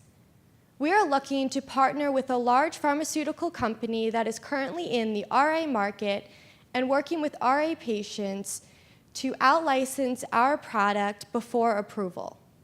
We also have, we have 2 engineering tracks. The first engineering department that we will have will make the filter and phone app. The second will make our market prototype.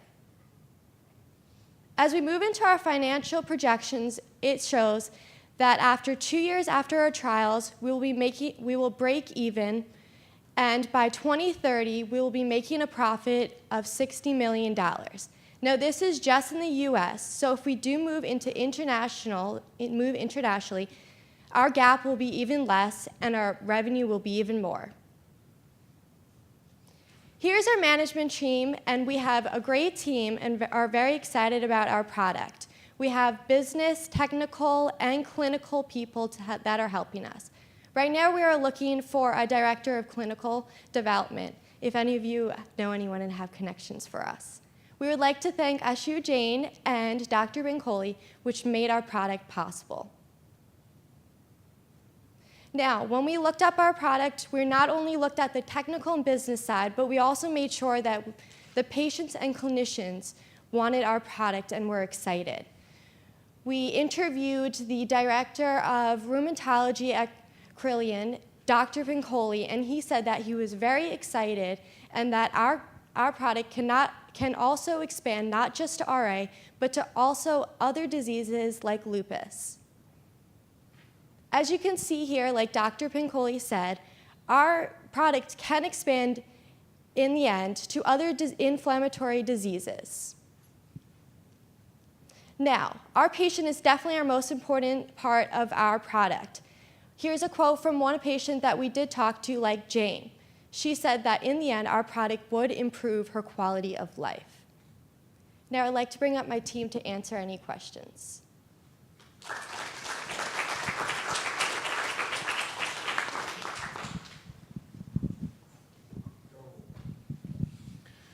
Can you talk a little bit about what the patient experience would be applying this tattoo? Is this something that they can do at home, or is this something that they have to come into the doctor's office for, and what that's going to be like for them?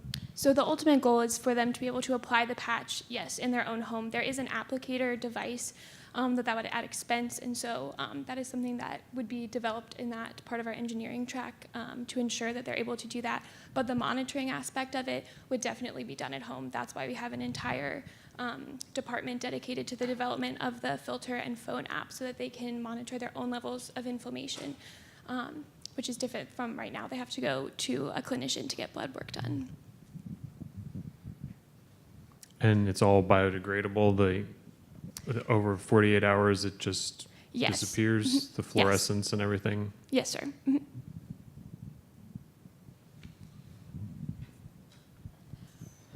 For your market analysis, were your numbers based on treatment for RA or diagnosis and monitoring of RA? Our numbers were based on monitoring of disease progression following treatment administration. So patients would be receiving treatment, and then we would be monitoring disease progression in order to assess treatment efficacy. Yeah, but how much is being spent right now on monitoring? You mean in blood tests? Whatever the method is, what I'm trying to get at is your total addressable market. So how much is being spent today on monitoring disease progression in RA? I'm not sure that we have that number for you. Our addressable market, we looked at the entire population of patients with RA as well as newly diagnosed patients with RA as our addressable population. We looked at the drug market for RA, but we did not calculate the current total market of blood tests that are done. That's the only current way of monitoring disease progression is through blood tests. That's the standard of care. So I'm not sure. I'm sorry, I don't have an answer for you. And just to answer your question, I think I may have misspoke. It takes 48 hours for the fluorescence to occur, but then that lasts for 4 to 6 weeks. So that is the period of detection. That's the advantage, is the longitudinal monitoring of that fluorescent signal. So how often would they normally have to go in for a blood test? If your process lasts, if they can test continually for 4 to 6 weeks, how often would they otherwise be going in for a blood test? The goal is they would not be going in for blood tests. Sorry, if they didn't use your product. The current standard of care is 2 to 4 every 2 weeks. Following treatment administration, you go in for a blood test to assess whether inflammation levels have decreased. So every 2 weeks. So are they reapplying the tattoo at the end of this 6 weeks of fluorescence? Yes. Okay. The tattoo would have to be reapplied. Okay. All right. Do you have a price point on one tattoo application? How much we're going to charge for it, or how much it will cost to make? Both. So we made our calculations based off $75 per. Charging $75 per patch. The cost in materials is actually very small because the microneedle rays are so small themselves. It's less than 25 cents. In materials themselves, the manufacturing process costs substantially more, at least initially, because the manufacturing process is involved. So we predicted that it would take about $10 initially, $10 to $15 per product to manufacture. We're selling it for $75. The standard of care costs about $100 to $150 currently per blood panel for a patient to get their RA test done. Well, and you're cutting out 2 to 3 office visits as well, right? Yes. So as long as you can stay under 2 to 3 office visits and blood panels, then you should be very cost competitive. Yes. Yes, sir. So I don't recall, you had a slide where you showed the various conditions you want to apply it to, and I don't think I saw cancer on there. Did I? Did I miss it, perhaps? Right. So I saw a number of autoimmune disorders, right, including lupus, et cetera. And so what about inflammation and cancer, number one? What about type 1 diabetes? Have you thought about looking at those markets, another autoimmune disorder like type 1? Certainly. I think in our development plan, our plan to out-license to a larger company is specifically to out-license just for the production of this product in the RA market, because we recognize that there's innumerable other inflammatory diseases that this could be applicable for and that we would like to pursue, and to just license out this product for RA. I mean, it seems to be interesting for a cancer patient undergoing chemotherapy to have a kind of a real-time monitoring of inflammation at home. That could be a big market as well. Certainly, I agree. There's only 10 seconds, so we'll cut it there. Thank you.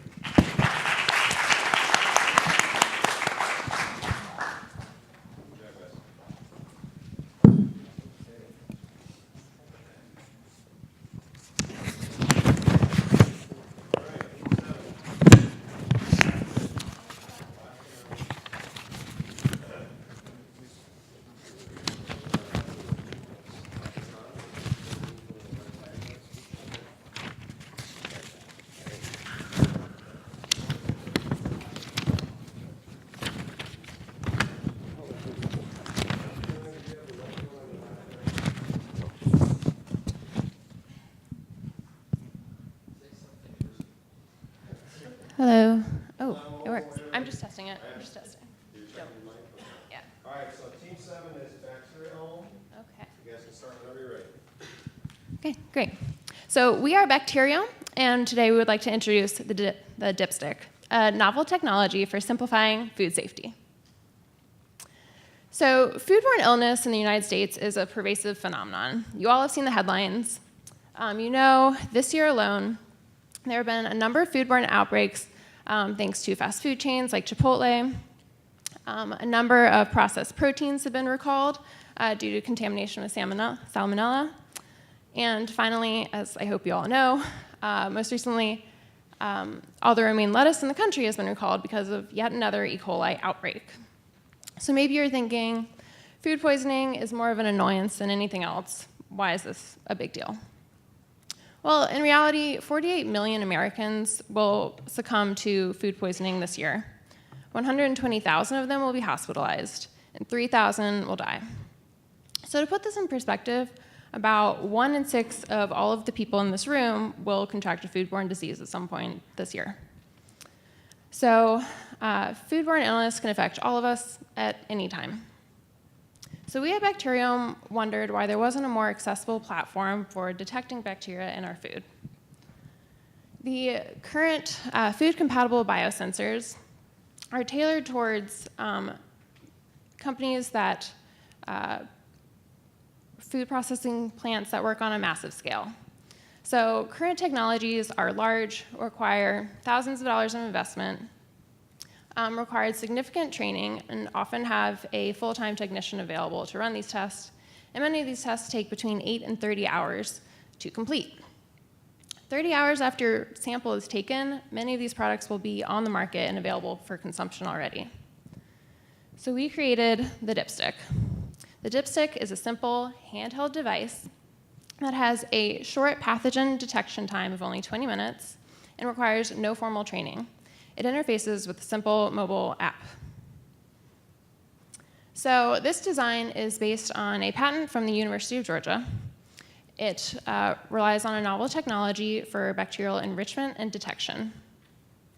It utilizes bacteriophages paired to magnetic nanoparticles, which are aligned on an electrode coated with carbon nanotubes. This biosensor is a small disposable sensor that can be attached to the end of your handheld probe. This probe is placed within your food sample as bacteria attached to the electrode. The changes in impedance are sent to your smartphone. It shows a simple analysis and gives you a readout of whether bacteria is present and what type of bacteria exists. So the dipstick is simple to use, has fast sample processing of only 20 minutes, and is cost effective. Each probe costs $75. Each additional sensor and therefore test costs $2. We believe $2 is a reasonable price to pay to prevent 48 hours worth of gastrointestinal distress or worse. The market demand for food safety testing has never been greater. So according to a recent study, the global food safety testing market size was over 12 billions in 2016 and project to reach 18 billions in 2022. So the growth magnified the need of fast and accurate food testing analysis. So the market demand, is very, has great potential, but we want to focus on home use, hospital use, and small business use as our start point. So according to a study from Canada, they identify home as the most common explorer siting for infection of E. coli disease and salmonella. So as a growing population of elder people living in the home also, or the nursing home and immunocompromised patients in the hospital, they are all also have the great risk at infection of the foodborne disease, and as well they are more they're gonna have the more severe disease outcomes. So that's the reason why we want to focus on the home use and hospital use first. In terms of the small business use, like the food truck or farmer market, I think our biosensor could offer them a very efficient way to test their food safety. So that could compare with 2 weeks of waiting in the normal procedures. So those are only our standpoint, and we're gonna suspend our targets depend on the feedback of our first stage and our financial project. So as Yang mentioned, one of our other main initial targets will be restaurants such as Chipotle, which are which are currently facing significant societal pressure to improve their food sanitation. Our first 2 years of development will be based on research and development and prototyping. We anticipate an initial need of $1.8 million to complete that.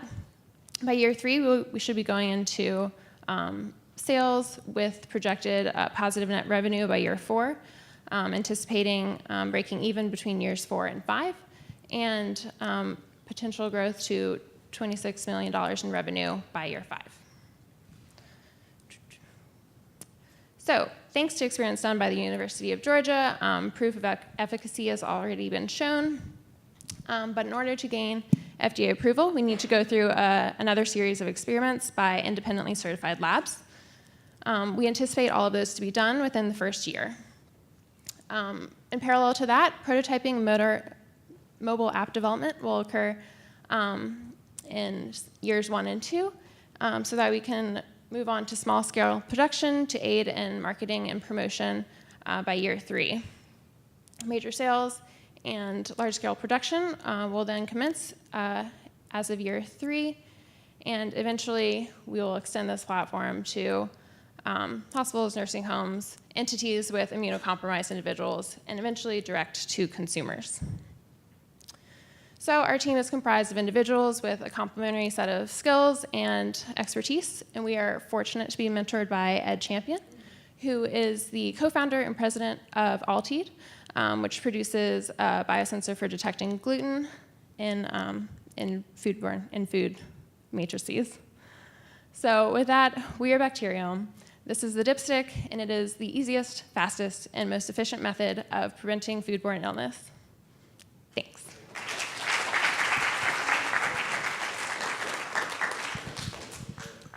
So I'm excited about using your product going into a restaurant and having it in my pocket. Yeah. Have you thought about that market? And would it be able and sensitive enough under conditions of prepared food to give you the data that you need for individual consumers? Yes, it should. That's actually the conditions in which it's been tested so far, is in cooked ground meat, raw and cooked ground meat, as well as milk products. So you could already take it and swab it on a food sample, and it should read out whether or not bacteria is present. I'm married to a restaurant guy, so this is important. Great. So the revenues just showed restaurant, but your target market had home, small businesses, and hospitals. So I Right. just want to understand the discrepancies. Sure. For the sake of simplicity, we were just modeling based on starting with restaurants, simply because right now they have a large incentive to buy into something like this. Hopefully we could extend to like individual consumers, as well as hospitals and nursing homes. So you believe the low-hanging fruit would be marketing this to restaurants To rather chain than restaurants homes at the first? moment, yeah. Thank you. Can you provide some detail on your development plan? Like, where are you today, and what do you need to accomplish in order to get to market?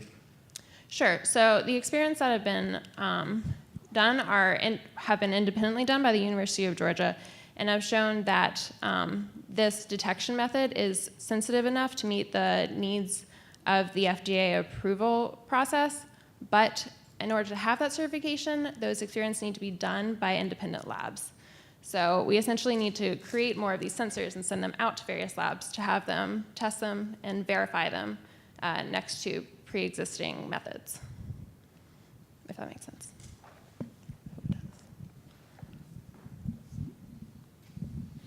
Are you able to protect this somehow through a patent filing or anything like that as a barrier to entry once you perfect it? Yeah, I mean, I assume we could file a secondary patent that encompasses this whole device. The patent that we're working off of right now actually encapsulates the methods by which you pair bacteriophages to magnetic nanoparticles, and then combines that with your carbon nanotube interface to orient all of your bacteriophages in a certain direction. And then that whole setup has already been paired with food samples. So really our only addition is adding like a mobile app to that interface. So that would be our only additional claim, I suppose. And is anyone else trying to do this your way? Do you know? So as far as I know, the competitors that are similar to this in that they have short detection periods are actually using antibodies to detect their bacteria. But oftentimes, depending on the food matrix that you use, those environmental conditions will actually like disrupt the antibody's effectiveness.